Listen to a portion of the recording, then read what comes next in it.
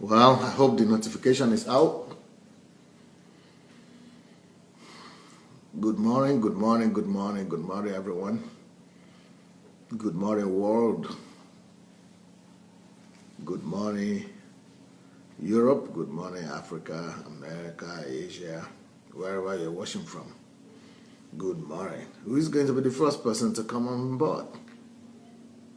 Well, we're welcoming first today. Elizabeth Ali, blessings. Anthony Finch, Lola Shorunke, California.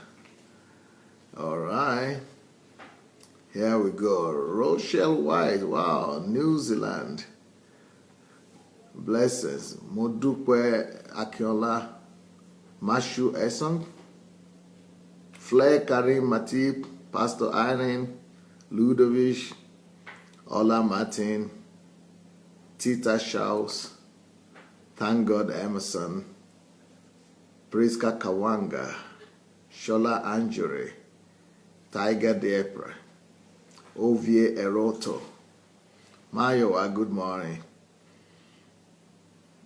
Nanona Debayo, morning, Aline Paradise, Emeka Onweyi, Shaus Ushe, Demidenka Yure, Jot Idowu, Lati Shorunke, Oke Udo, Paul Ojomu, Ebenezer Ariwayo, Temitope Badejo. Wow, that's my cousin right there. Tokwe, how are you?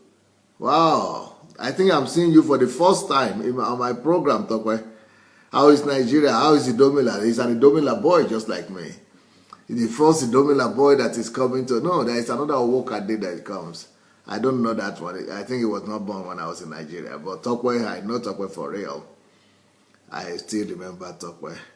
How is the family? Jonah Okwok. Jonah. Nikki Christian.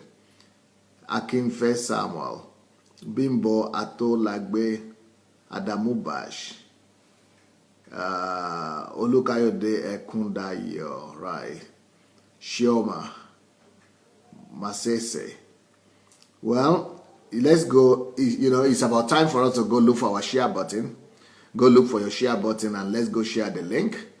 Let's go share the link immediately. Let's quickly go and do that so that we could start our teaching as well. So I will give you 1 minute to go share the link. Go share this link. Then we could take off from there. We'll be ready to take off from there. All right, go share the link. Go share the link.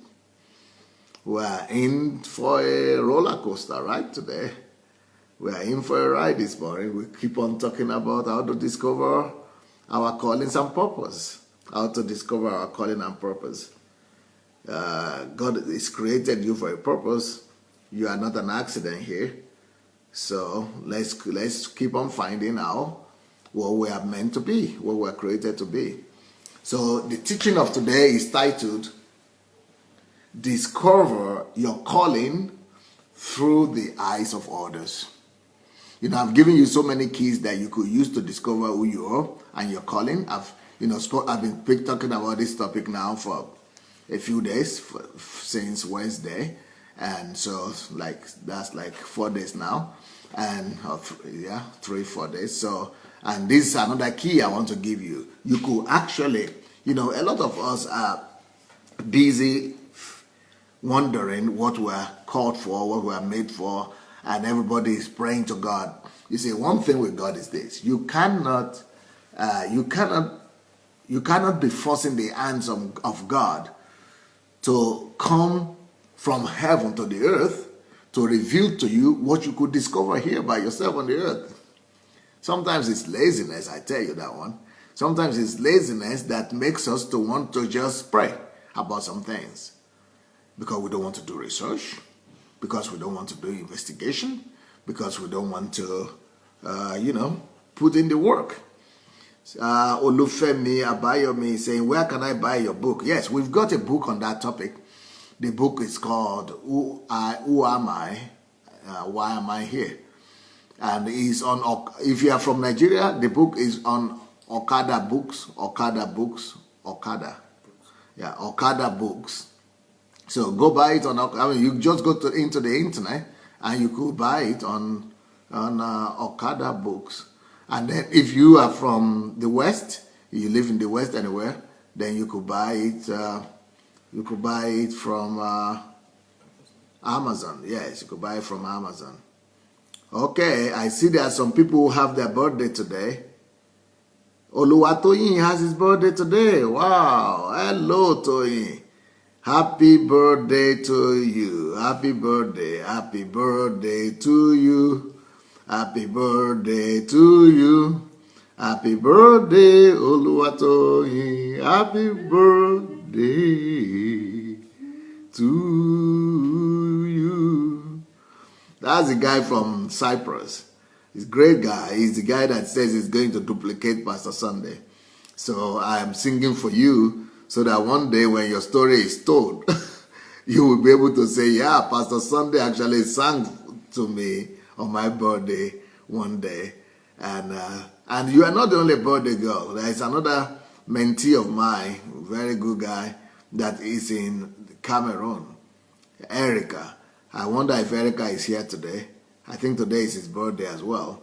So if Erica is there, yeah, let's congratulate Eric as well on his own birthday. So Tony, Eric, congratulations and happy birthday to you all. Eric is going to be also Pastor Sunday in Cameroon. There's another guy that was writing from Fiji Island. He said, oh, I want to be pastor, pray to God to make me Pastor Sunday in Fiji. Then I went to his to look at his photograph, you know. You can't believe it. It looks just like me. I thought it was my brother that was lost.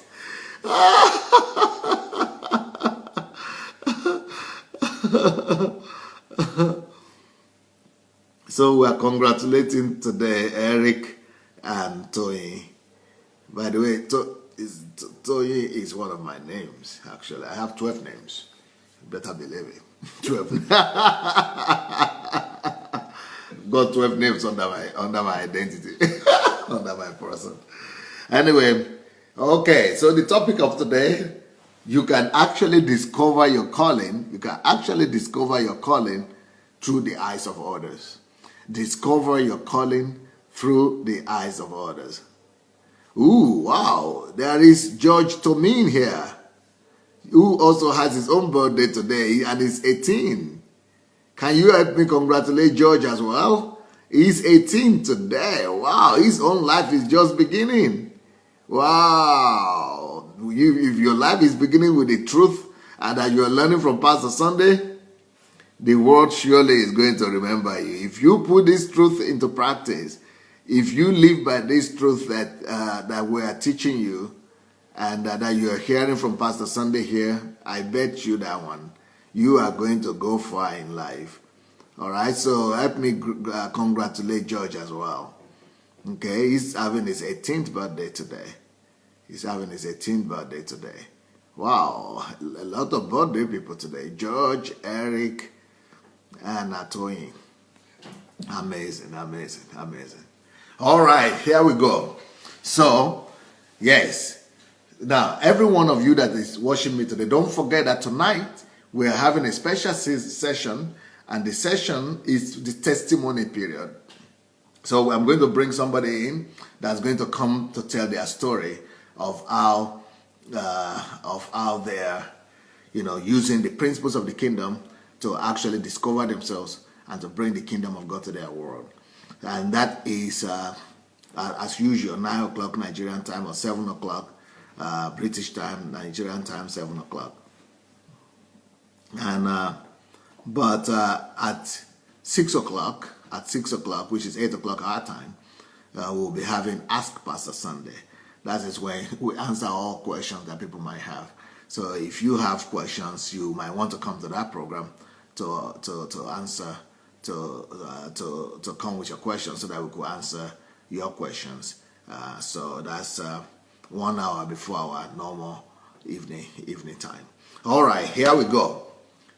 You can actually discover your calling through the eyes of others. Better believe it.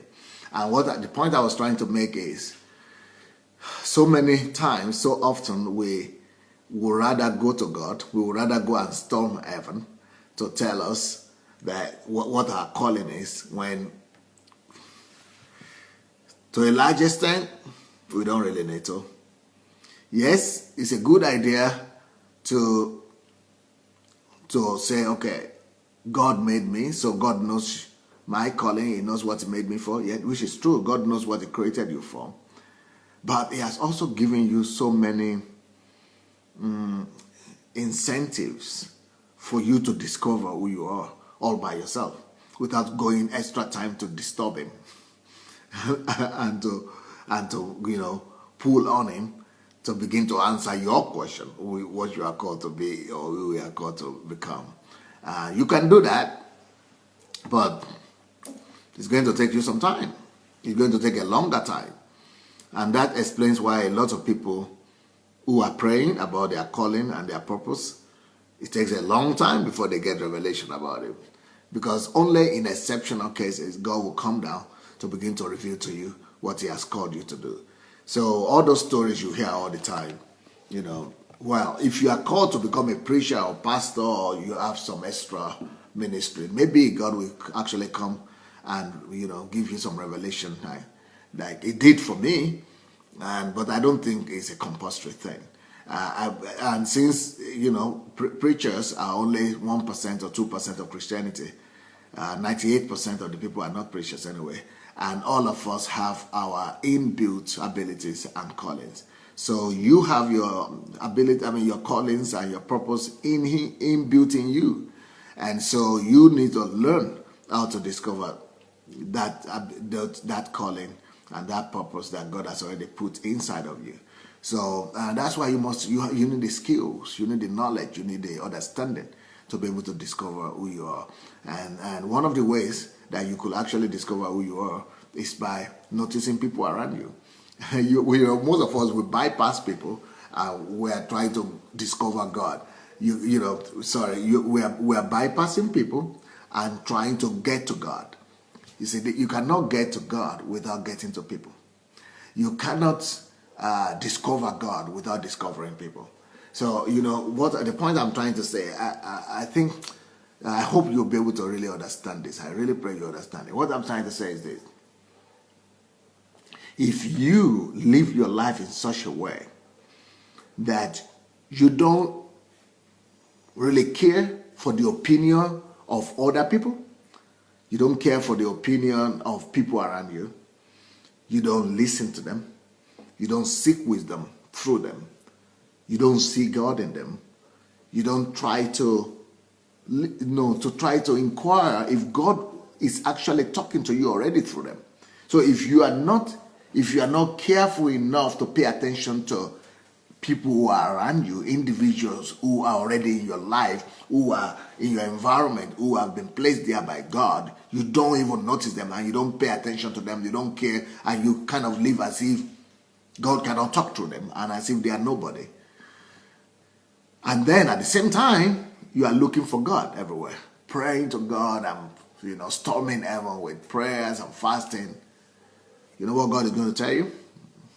I don't need to be a prophet.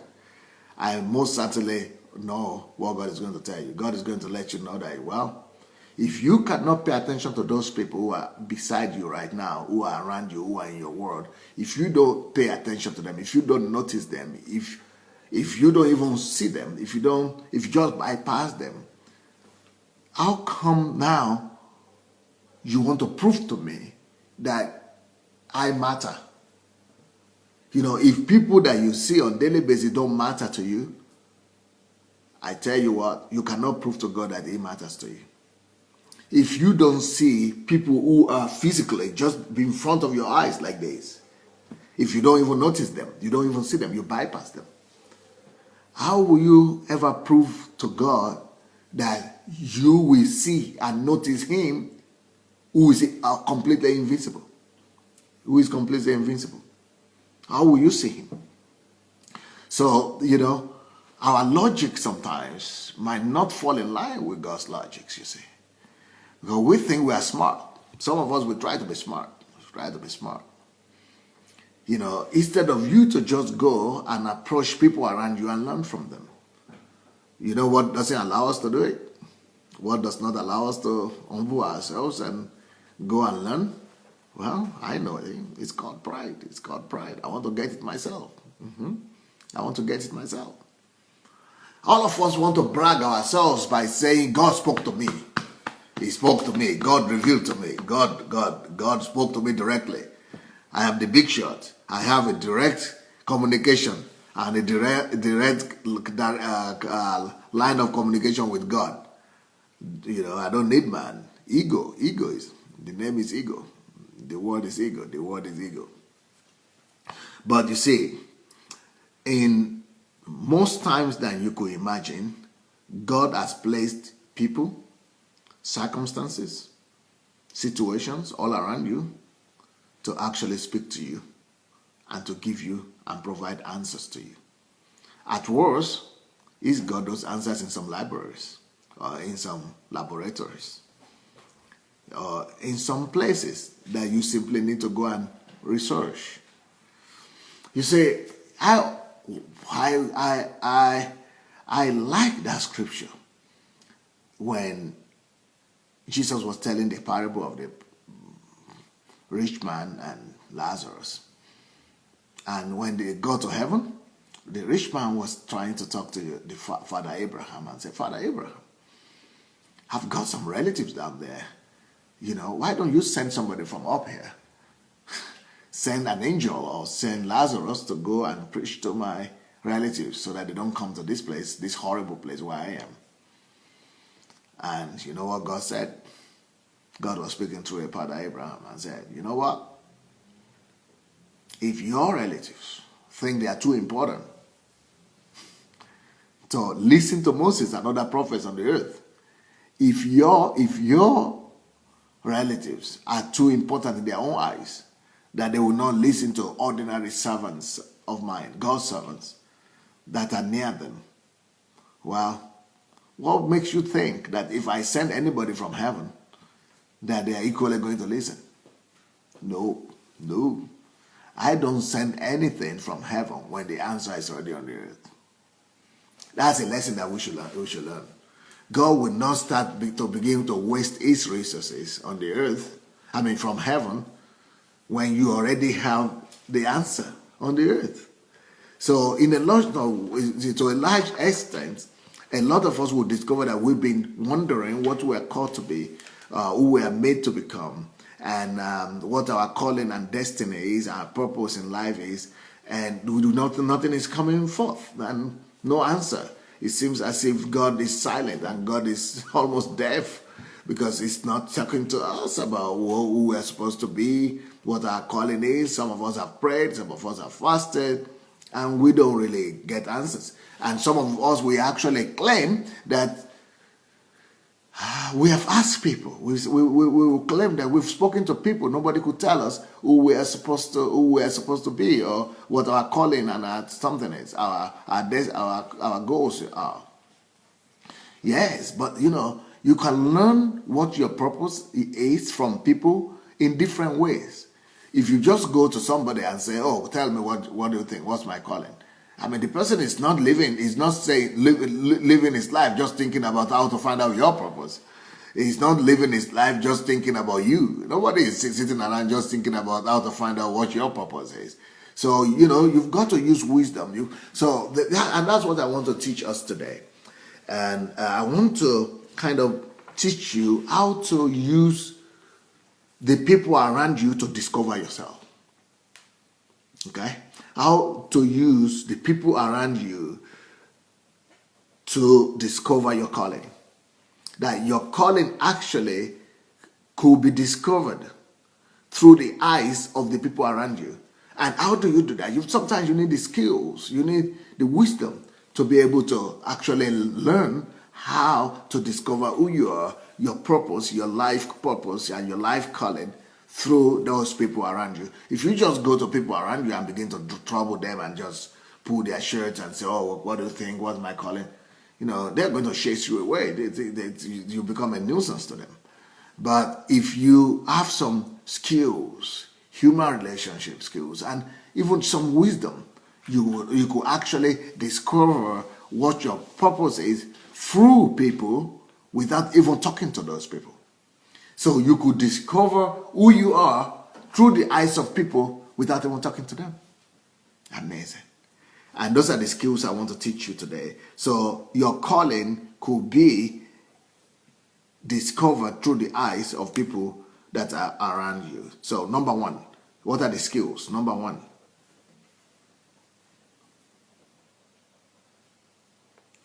if you want to discover who you are, what your calling is, ask yourself number one question. What do people normally praise you for? Especially when you are little. What are the things that people complimented you for the most? Especially when people don't have anything to gain for it. Especially when people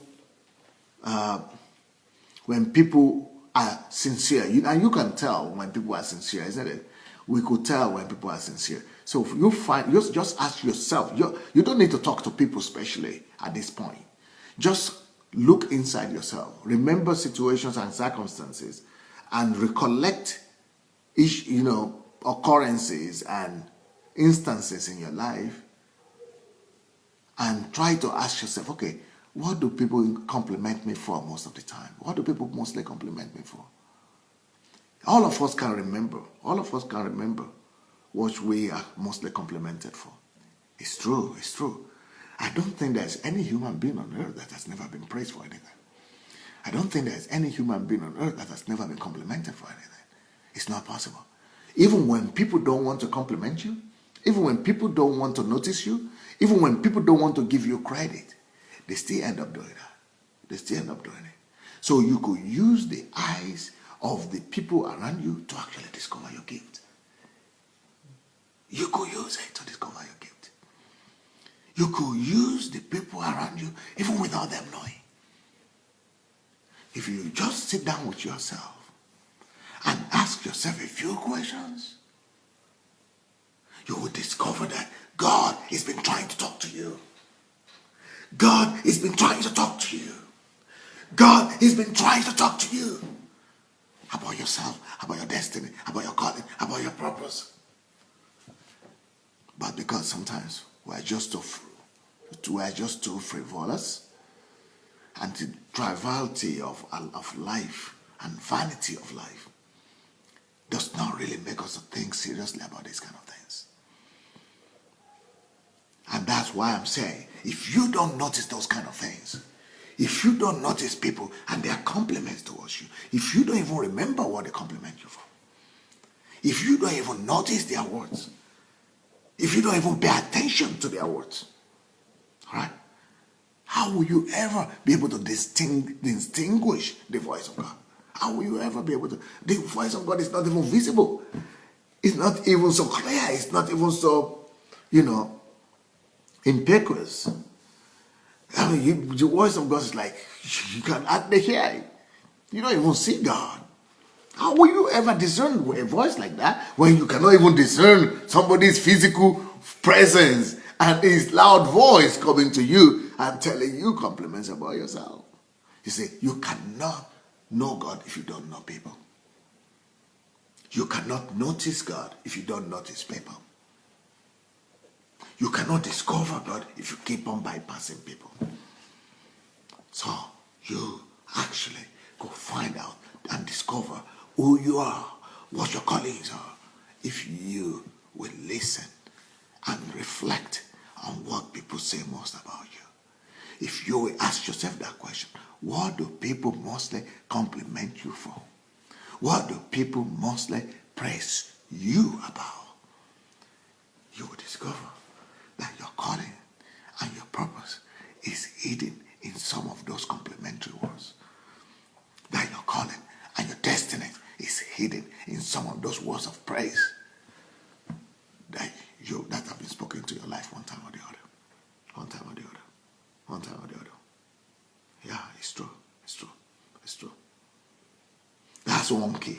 Next key. How do you discover your calling? Through the eyes of people surround you, or through the eyes of people that you come across, that God brings across you. See, God is such a wise God. It doesn't leave us without a shepherd, without caring. It doesn't leave us without attention. It doesn't leave us. It doesn't totally neglect us. God doesn't neglect people. Sometimes if you are so focused and too focused on yourself and on your problems and trouble and your situation and circumstances, you will begin to think that nobody really cares for you. Nobody really cares for you. You begin to think that, you are the only one in the world, that you've been abandoned and that you are just by yourself and that nobody really cares and God doesn't care and God has forgotten about you. But really, if you examine, if you really critically, if you take a critical thought about your life, you will discover that at different points of your life, God has sent people across you. God has sent people across you. God has sent people across you. At different instances, God has sent people across you. Sometimes there might even be people you don't know. Sometimes it might have been people that you know anything about you, but they might just have said something in passing. They might just have complimented you about something. And that was God trying to talk to you. God has never left you. God has never forsaken you. Contrary to what we sometimes think. Contrary to what we sometimes pity ourselves about, that, oh wow, nobody cares. But he does care. He said, I will never leave you nor forsake you. And the Bible says that I don't want you to be as orphans. So God has not let you be an orphan on the earth. He's always been there, showing forth and coming forward and letting you know one way or the other that he's there. Even though when nobody is there, that he's there for you. He's always been there. So if you recollect and you could picture some of the things that you have noticed about what people have said about you, you will begin to see that, okay, that might be connected. That one way or the other, one time or the other, God has spoken some words that were actually pointers and directions into who and what you are supposed to be in life. Now, another thing that you need to pay attention to, how to use the other people to discover who you are, what your callings are. One of the ways to do this is to pay attention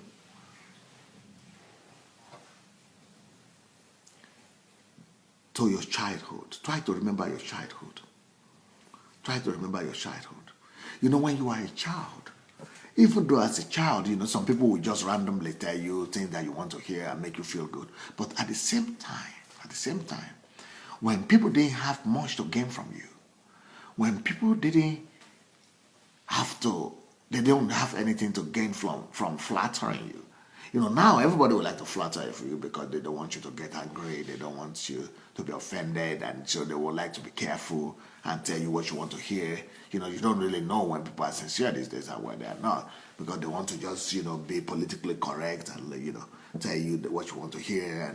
And, so, but if you will remember, if you will look back into your childhood, what were people around you saying about you? I'm not talking about the negative things. I'm not talking about the bad things. What did they compliment you for when you were a child? Look back into your childhood. That your childhood could be a key to discovery. Also, when you were a child, that was before you started playing games, okay? That was before you started pretending to be who you are not, okay? You know that. You know what I mean? Most of the time these days, we are all pretending to be who we are not. We are all playing games. But when we were smaller, we were quite original. We were quite sincere. We were who we were. We were ourselves. We were not playing games. We were not trying to play to the gallery. We were not trying to deceive everybody to think that we are nicer than we actually are. So at that point, what were people saying about you? Can you remember some of the things people were saying about you in your childhood? Yeah, those things actually could hold the key into what you're supposed to be, really. They could hold the key into your calling. They could hold the key. But as adults, people say all kind of things. They might compliment you, they might praise you, but really, they might be hiding the true thoughts of what is really going on in their hearts about you. And don't blame people for that, because you are just like that too. Yeah, you are just like that too in relation to other people. Because most people see you as rivals when you are grown up. That's the evil of life today. People see you as rivals. Some people don't want to tell you what they really think about you if some of those things are too good, because they are thinking, if I tell her she's beautiful, would that mean she's more beautiful than me? Would that mean she's more beautiful than me? No, I don't agree she's more beautiful, but let me just keep quiet. Oh, if somebody tells you are smart, they might be telling you a lie. Maybe you are not really very smart, but they want you to feel good about them. Let me tell him he's smart so that he will think I'm his friend. Or let me tell him he's brilliant so that at least he will know I'm not against him. But when you look into your childhood, you will discover that people actually spoke more truth to you, more truthful truths to you at those times of your growth, at that period of your growth, when you were smaller, when you were younger. And but as adults, unfortunately, even our relatives and our family people, they tend to correct us more than they praise us. They try to criticize us more than they compliment us. And that's the truth. The more you grow up, they're always thinking, oh, this child is going to be a wife one day, she's going to be a mother one day, so let me keep on correcting. So they pile up negative things about you, and they only tell you negative things about you. And that becomes a problem. So that it does not happen you too much. And because that's just how life is. But if you remember some of the things that were taught to you when you were smaller, they could help you. That is where you could discover much more faster what people really thought about you. And through those thoughts, you could actually find out that yes, I have this. I really have this. And some of those things are the things that you are supposed to become. Well, let me tell you some other ways, another point that could help you to discover who you are through the eyes of other people is answer the question. Even now, those people that admire you, those people that love you, ask yourself this question. Those people that love you, those people that say they love you, admire you, those people, people who love you in your life, you know them. What do they love you for? What do they love you for? Ask yourself that question. You don't need to ask them, but sometimes if you find people who are sincere, if you find people who are really sincere, okay, and you could actually ask them, what are the things that you've seen in me? What are the things that you really think are good in me? Or what do you love me for? What are the things you say that you love in me? You might want to ask them if you are sure that those kind of people will tell you the truth. If you are sure that they're not going to play to the gallery, you could ask them, really. You could ask some people about that. And then, you can reach your own conclusion from it. But even without asking them any question, you ask yourself the question, what do people really love you for?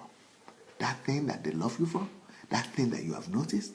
That thing for which they love you for real? Pay attention to it. Pay attention to it. Pay attention to it. That is who you are. That is who you are. That is who you are. That's who you are. That's who you are. That's who you are. That's who you are. That's who you are. That's who you are.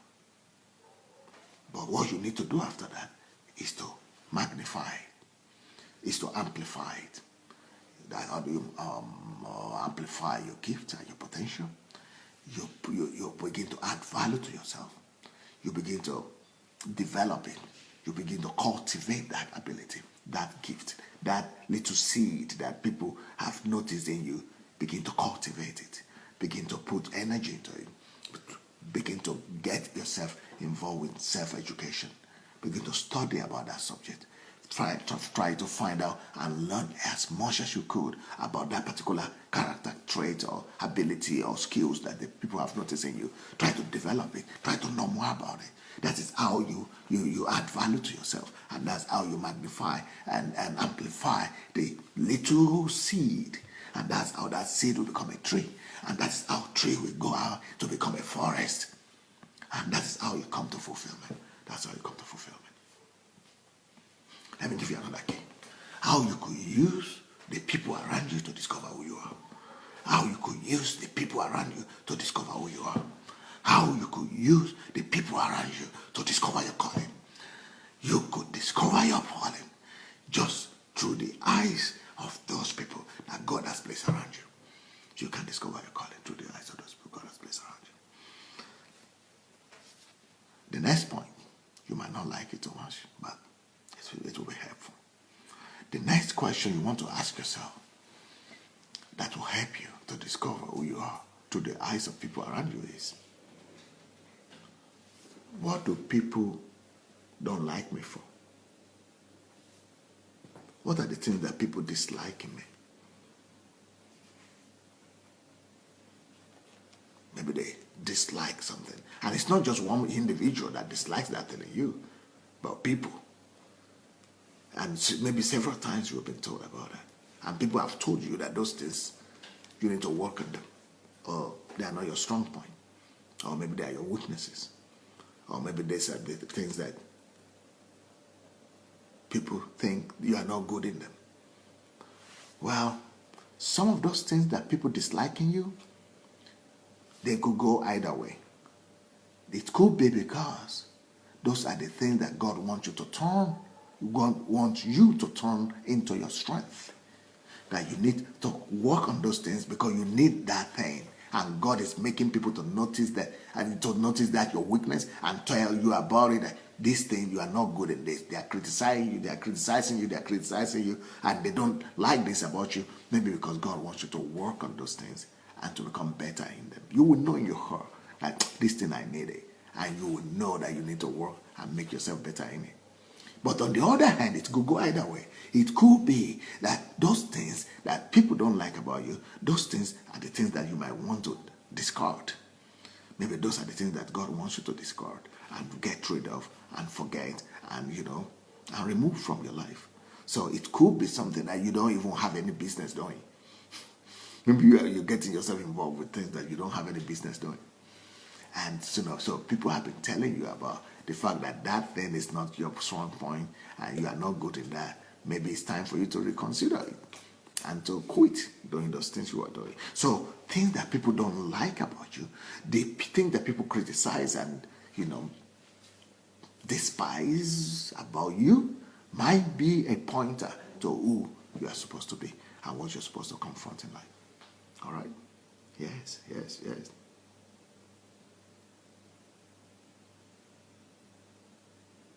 Next point that could help you to discover through the eyes of other people who you are supposed to be is, have you ever come across envy? Have you ever come across envy? Have you ever come across envy or jealousy? Have you ever come across envy or jealousy? Envy, jealousy. Is that word familiar to you? Is that word familiar to you? If you have ever come across envy and jealousy, towards you, have people ever envied you, jealous you, been jealous towards you, envy you? Well, you need to pay attention to those things that they are envying about you. You need to pay attention to those things that people are envying about you. Because when people envy you about something, it's because you are good in it. It's because that's your strength.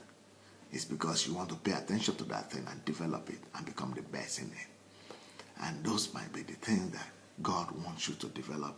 And that might be one of the things that God is challenging you to make your instrument, to make your strong point. Gaston de Levis. Gaston de Levis says something very interesting about envy and jealousy. Look what he says. He said, envy would normally attack the highest virtues.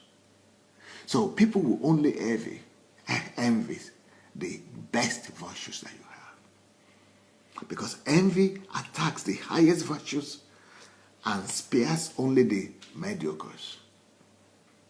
You know, they pity you. If they know that you are so good in something, if they tell you that you are so good, they see that you are so good in something, they begin to attack it and make you to think that those things are your weaknesses. They make you to think that you are bad in those things. But really, that's your strength. So when envy begins to attack your strongest virtues, it means that you need to do the opposite. You need to love those things more and develop those things stronger. But when they see that you are weak, what envy does? Envy pities your weakness. Envy, celebrates your weakness so that you will not try to turn that weakness into strength. So that you will be comfortable in that weakness. So envy celebrates your mediocrity so that you will be deceived thinking that your mediocrity is your strength. While envy will criticize and attack your strength and your greatest virtues. So that you will hate your greatest virtues. So that you will hate your strength and run away from your strength. So that's why some of those things that people do against you, they could be your key to your greatness. Some of those envy and jealousy that people show towards you, they might be the key that you need to discover who you are.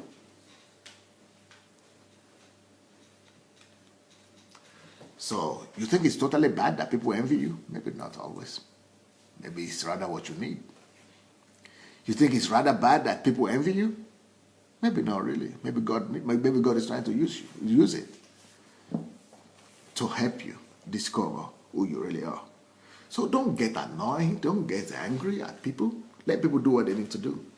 Let people attack you. Let people envy you. Let people jealous you. But you learn from it. You make sure you learn from it. Make sure you learn from it and you take wisdom from it. So don't bother yourself fighting people about things. Don't bother yourself retaliating people. No. People have the right to do what they want to do about you. They will have the right to say anything they want to say about you. They will have the right to be malicious against you, to be abusive against you, to spread rumors against you and about you. Let them do what they need to do. Everybody will reap what they sow. So you don't bother about that. You don't need to make them reap. They will reap it automatically, even without your help. But you must learn from whatever attitude people have about you or towards you. So if they envy you, you learn from it. Learn to discover that what they envy about you is your strength. And also learn to discover that when they try to celebrate your mediocrity, you learn what that means as well. And reach your own conclusion.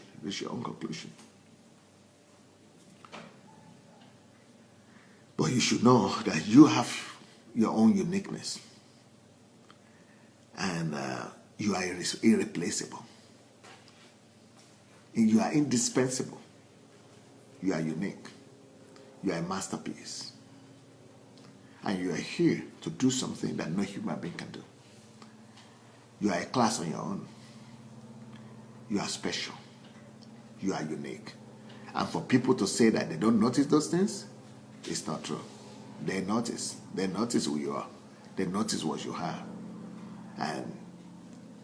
And even when they are criticizing you, they are still helping you if you learn to learn, if you learn to discover and to study and to analyze and to reach conclusions and to, come to conclusion, and to learn from whatever people do to you or against you.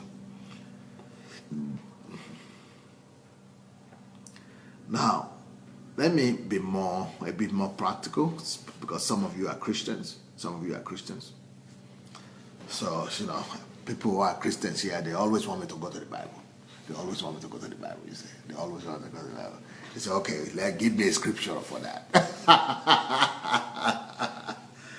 I mean, I should give you a scripture that you need other people to discover your calling. Okay, no problem.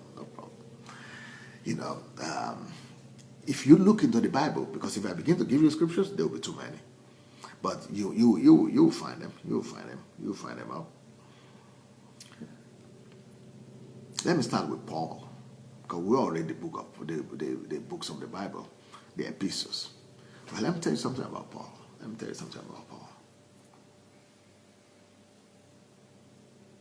For Paul to discover his calling, he needed Ananias. You remember that? When he became blind? Even God had to send, God didn't send him to heaven or to angels. God had to send him to a man. And Ananias played a vital role in helping Paul to discover who he was. You need somebody as well. And what Paul learned from Ananias helped him to fulfill his calling.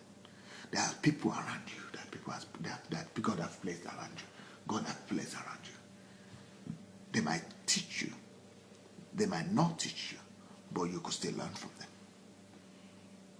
If you learn to throw those questions that I've pointed out to you, you will definitely learn from everybody that God has placed in your life. Let me give you another scriptural example of how people that God has placed in our lives play a role in us discovering who we are meant to be. You remember Esther? There was a great woman of God like that in the Bible, Esther. Well, she needed Mordecai, he said. She needed Mordecai. And if not for Mordecai, I am not sure she would have gone for that beauty pageant. But she listened to the uncle, you said. But thanks to Mordecai, she discovered her calling. That her calling was hidden in her beauty. Because of Mordecai, she was led into the king's chamber. People around you are a pointer to your destiny. People that God has placed around you. The circumstances where God has planted you, they are a pointer to what you are supposed to become in life. But if you are not going to learn from them, if you are not going to notice them, if you are not going to see them, and you just want to see God alone, well, I'm sorry. God will have to tell you what he told the rich man. Say, well, I don't send answers from heaven when the answers are already there on the earth. I don't do double job. God doesn't do double job, my friend. You've got Mordecai. You've got Ananias. Go learn from them. You want me to continue? Be scriptural examples? Okay. Let's talk about another lady in the Bible. You remember Ruth? Well, she had Naomi. She needed Naomi to become who she became in life. You see. She needed Naomi to become who she became in life. There are Naomis all around you. If you would just listen, because if you don't learn to listen to man, you cannot listen to God. If you don't learn to hear man, you cannot hear God. Samuel had Eli. If you don't learn to distinguish the voice of Eli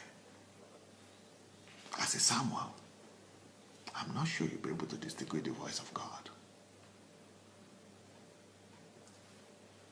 So there are some voices all around you that God has placed there that are a pointer for you to become who you are supposed to become in life. You have Pastor Sunday coming to you right in the comfort of your home through Facebook streaming. If you want, you can neglect it. Or if you want, you can learn from it. That might be a voice that God might be using to lead you into who you are supposed to become in life. Maybe it's not by accident God is making me to do these programs. Well, any other example that I could give you? Your calling and your destiny is buried around you. And you could discover them through the eyes of those people God has already placed around you. Let's talk about Mary, the mother of Jesus. After she had an encounter with the angel, she needed a confirmation in the natural life. And you know that confirmation really came? The person that God has planted in her life was Elizabeth.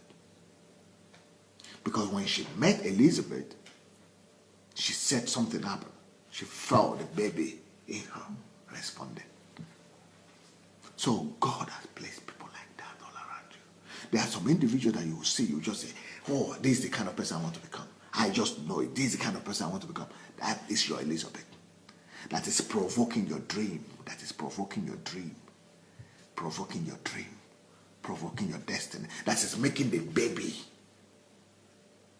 of your dream to jump inside your spirit. There are some people that are causing your dream to jump, that your heart to shake, the dream of your soul to begin to respond. Well, Timothy was one of the youngest and most successful pastors in the Bible. But he needed Paul. He needed Paul. Timothy needed Paul. So there are some people all around you that God has placed all around you that God does not leave you as orphan. He said, I will not leave you as orphan. God did not leave us as orphans.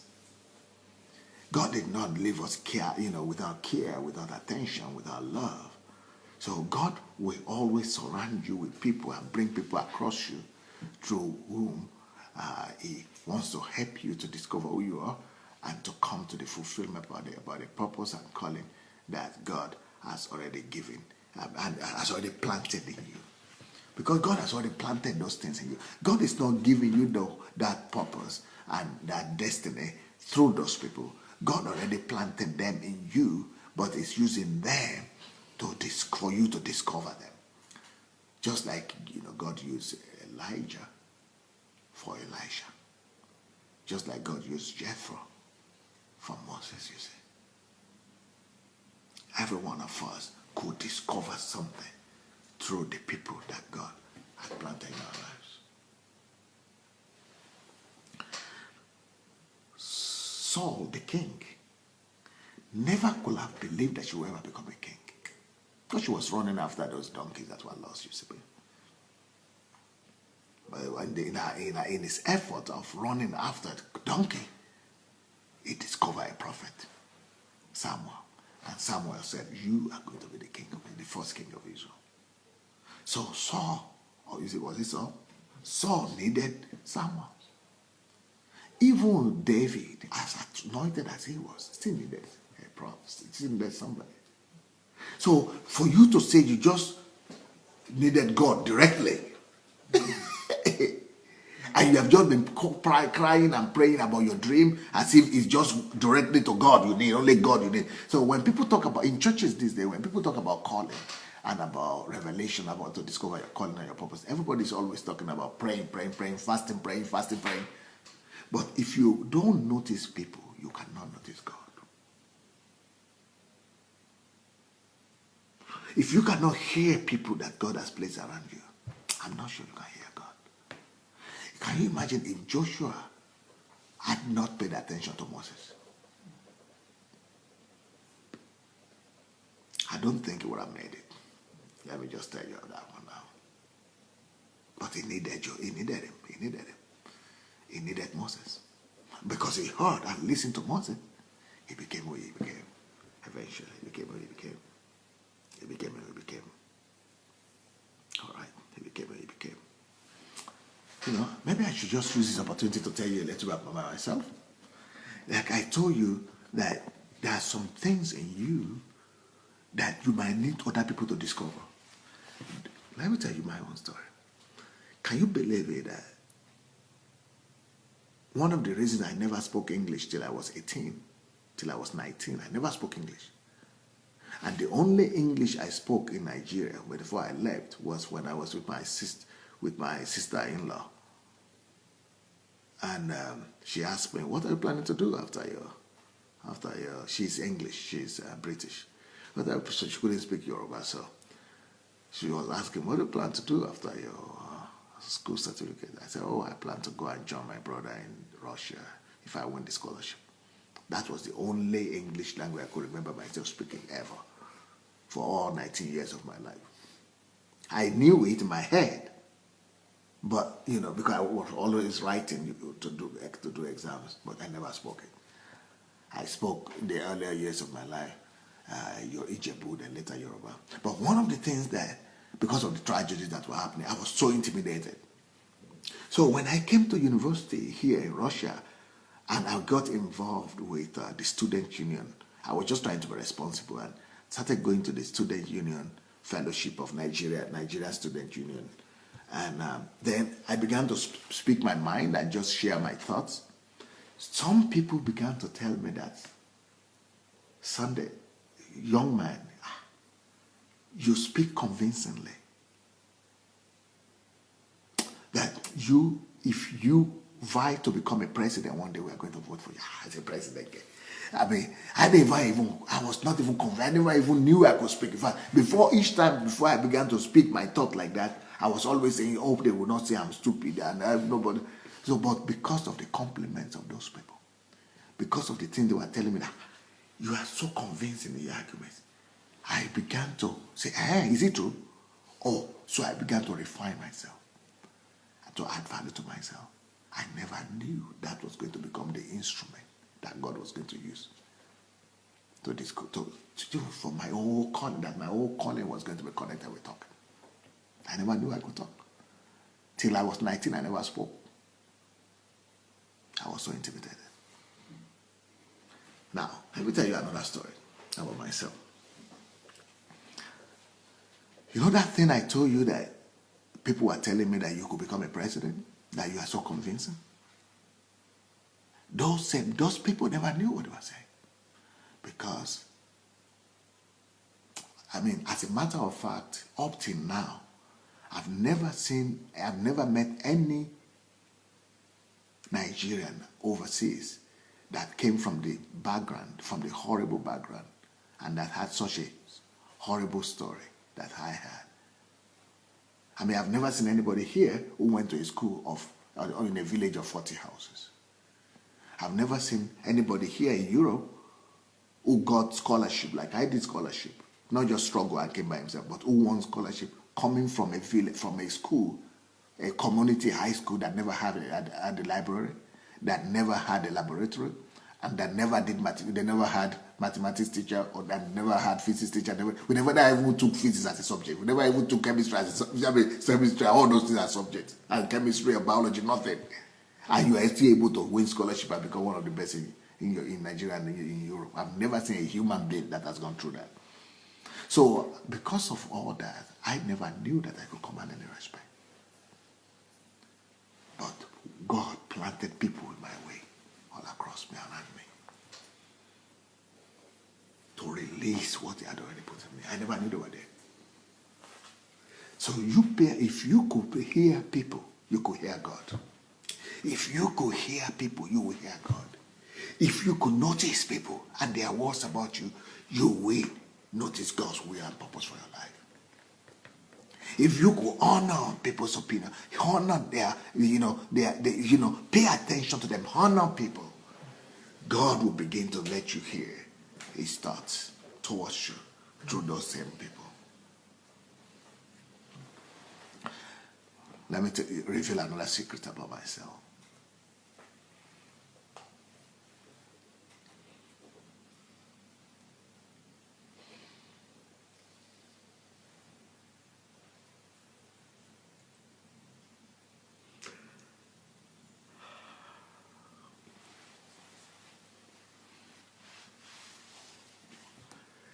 was in high school, you know the kids. They used to call me some pet names and what do you call those? Just some, yeah, but laughable, mock names and laughing at me and calling me. And the name they called me was, I don't know if I still remember it in Yoruba language. It's just I think Itaku or something. I think Itaku. But maybe it's not. I can't remember now. It's been for like 40 years. And that name, but I know the meaning. It's like a root, short root of a tree, a root short, like a tuber. Yeah, so short.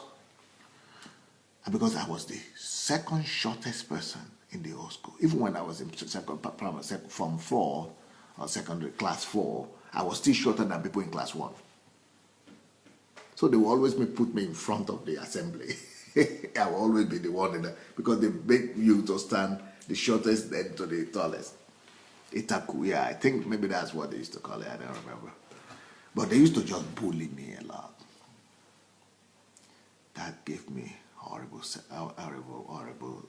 low self-esteem. Horrible low self-esteem. Horrible. So when I discovered that I needed to go abroad, I was so afraid all the time. I say, I normally see white people as tall. So even if in Africa, in the Domela village, I was the disgrace of the city, of the village. Even in the Domela village, as small as it is, I was the worst. Talk a lot of Nigeria where I we were afraid of going to town where I'm seeing real people, people, and I was smallish and short. I said, why will I survive abroad? I thought people would just be bullying me. I never knew my height was normal. And I never knew with my height I could achieve and attain anything in life.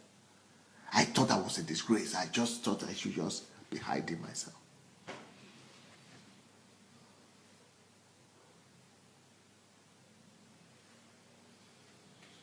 I needed people to tell me that I was okay.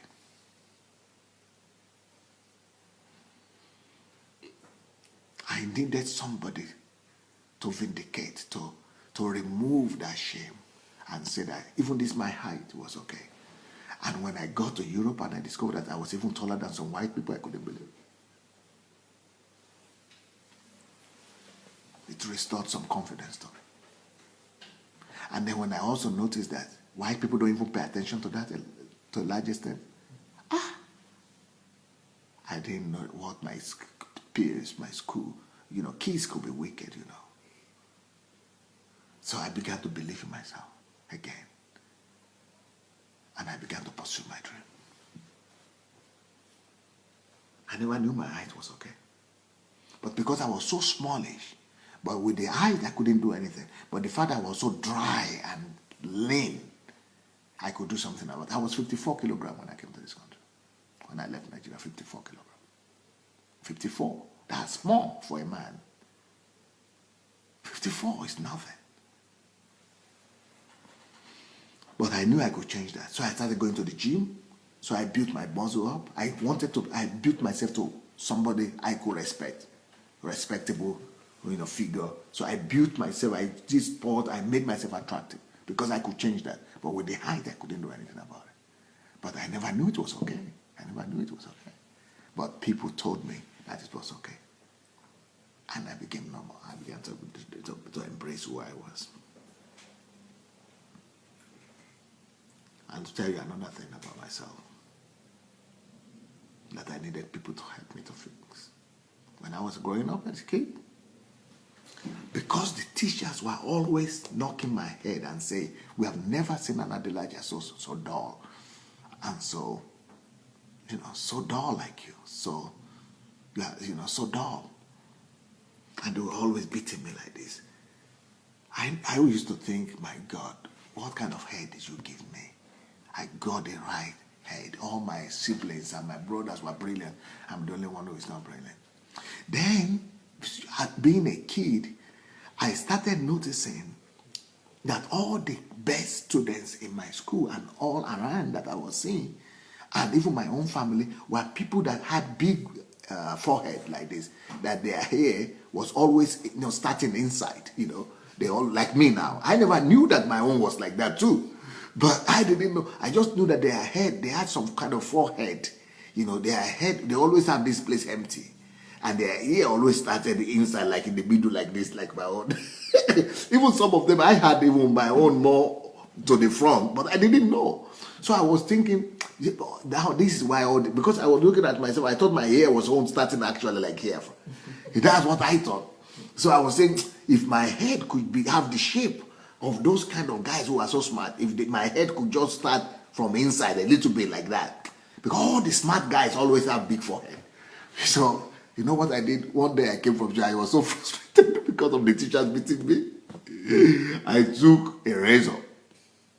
I was living with my brother. My brother still remember. I don't know if you remember the story or not.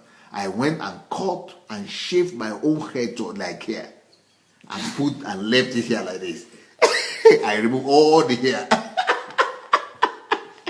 When I came back home, and my brother came back home from school, from work, and my brother saw that my hair was all gone to the disgrace. He said, "What a disgrace! What have you done?" He beat me. He wanted to kill me that day. He beat the hell out of me. I almost died. He said, "What did you do?" I couldn't explain to him. He said, "What did you do? Explain to me. Why did you go and remove your hair? And you left all the rest of the hair and just remove this one? What are you doing? What are you trying to do?" I couldn't explain to him that I want to be bright. I just want to be brilliant. Because all the brilliant people I'm seeing around me, all of them don't have hair. So I thought if I should remove some of my own hair too, I will become brilliant. Ignorant. I never knew my head was okay. I never knew my head was okay. And I never knew that brilliance and genius does not have any connection with the shape of your head. And I never knew that where your hair grows and where how drape it grows or how short it grows does not have any relevance to your brilliance. That brilliance and genius, it only comes as hard work. I needed people. Only when I came here, I started saying that I see people who I had more ear in front than me, and they are still brilliant. And then I saw that even me, I still needed people to encourage me and let me know that I was okay. I never knew my head was okay.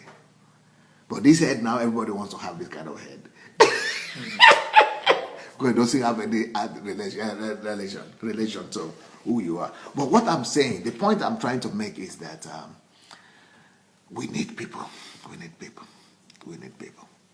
We need people to become who we need to become. I was never able, I told the story already, I was so intimidated that I could not, when I was in the university here, I could not go and take my food, take a tray, and then go and pick my food. I will always wait till everybody has gone before I could go and pick my food. Or I will not eat at all. Or I would take the food and go to the toilet and go and eat in the toilet. Because I was so intimidated, I couldn't even stand to let people, I would be looking as if thousands of eyes are on me. If you ask me, what is your name? And I stand up, my name is, I will have a panic attack. Just to answer what my name is. That's one of the reasons I never spoke when I was in high school.